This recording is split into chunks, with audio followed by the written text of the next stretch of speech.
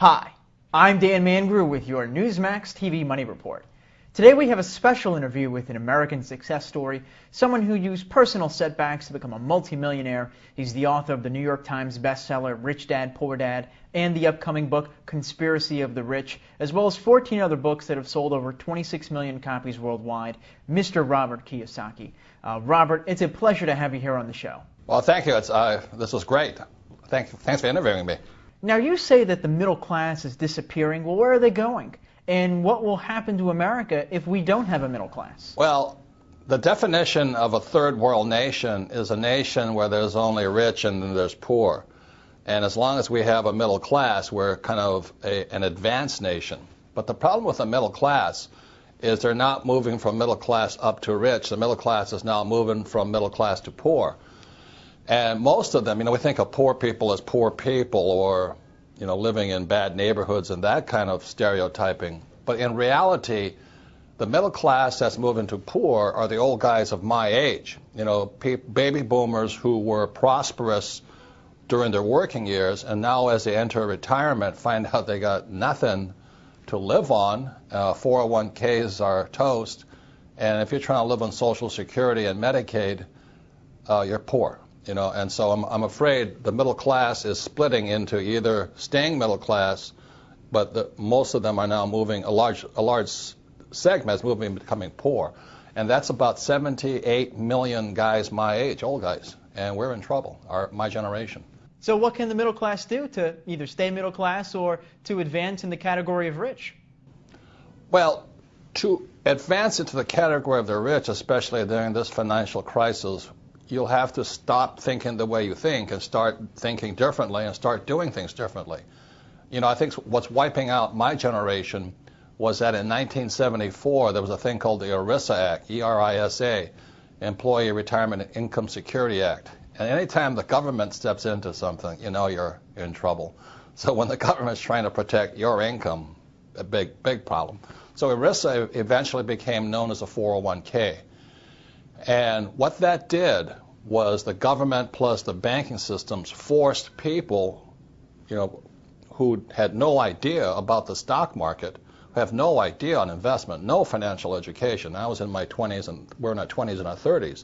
And they start sucking cash out of our wallets once a month and dumping it into the stock market. Well, the rich get richer, but the middle class gets poor. And then the market shifts that fast, and suddenly, voila, like a poof, the magic act, the money disappears.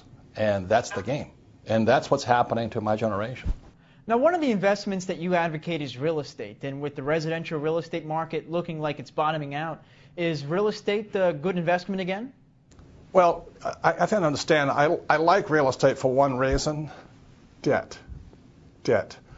If you are trying to use your money, your savings to get rich, put it in the stock market with a 1-to-1 lift ratio. In other words, you put in $1 and that's all you get. There's no leverage to the thing. So the reason I like real estate is because of debt. Now, if you're going to play the game of debt, boy, you've got to be a lot smarter than the average bear out there. So real estate is a good investment if you have financial training, financial education, and you have somebody guiding you and some experience in the whole thing. So I love real estate. I think the real estate market is going to get worse, which is good for me. Now, these are tough economic times. Many are facing foreclosure, unemployment. Some even aren't able to put food on the table. What do you say to those folks? I would change what you think. That's what I was trying to say. If you're expecting the economy to come back, I think you're dreamland. Man, you better start, that old Bob Dylan song, you better start swimming and you'll sink like a stone. This idea that the U.S. is the greatest country on the earth and Obama's here to save you and the government's going to take care of you, that's called socialism.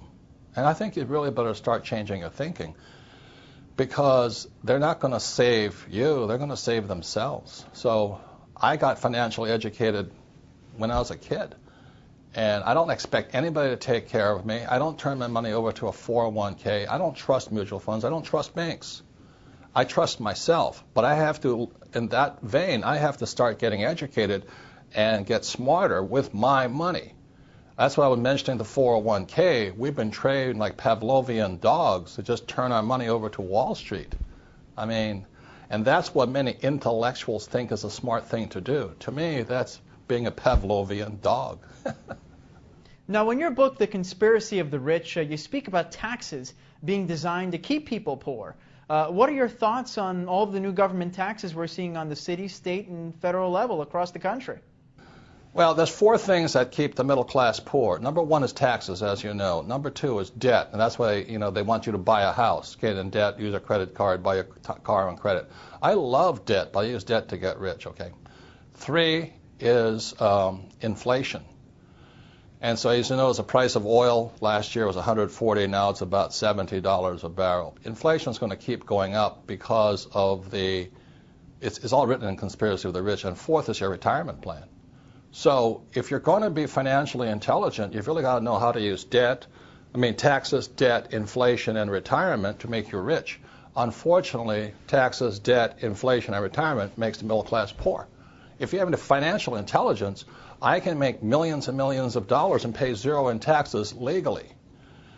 But you better know what you're doing, because I don't want to go to jail and be somebody's boyfriend there. You better do it legally. So when Obama says he's going to tax the rich, who he is taxing are high-income intellectuals like doctors, lawyers, and CEOs of companies. Entrepreneurs and investors, guys like me, who are not dependent upon a paycheck, we have more tax loopholes to get through than anybody possible. I make millions of dollars, but my effective tax rate's about 26%.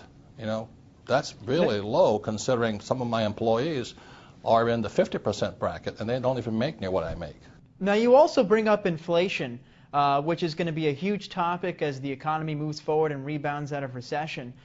What can investors do to protect themselves from inflation?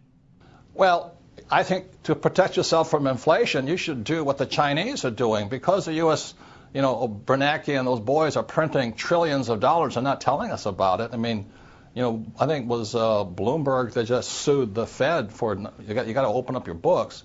They're printing all of this money. You should do what the Chinese are doing. The Chinese are buying commodities. They're buying copper, oil, gold, silver, land. They just did that huge Canadian tar sands deal up in Canada. So that's all I've ever done. If you look at my investment portfolio, I started investing in oil in 1966, real estate in 1973, and I have my own gold mine and my own silver mine. So if you're afraid of inflation, which you should be, I would think silver is the number one investment today. Silver is a smoking deal.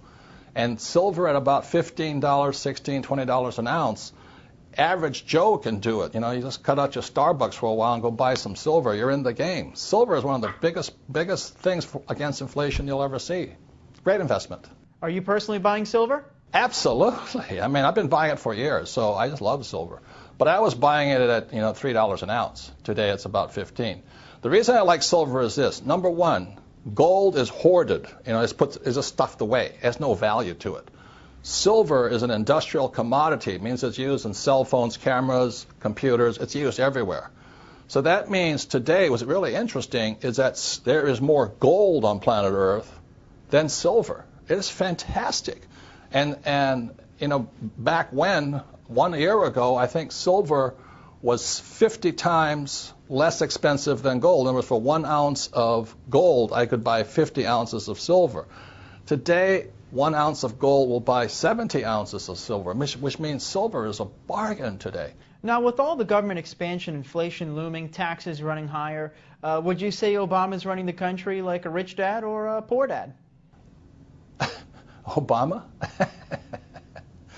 The guys who run the country, I write about this in a book called Conspiracy of the Rich. The people that run the country are Goldman Sachs. Come on, give me a break.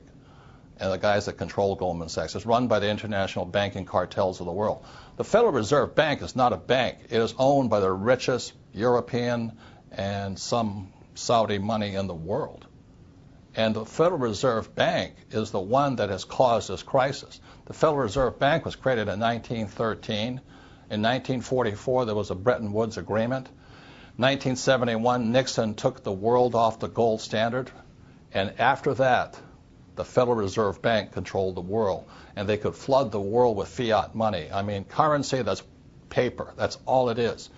And throughout history, any time a nation has gone to fiat currency, in other words, government-sponsored money, the money has absolutely gone to zero.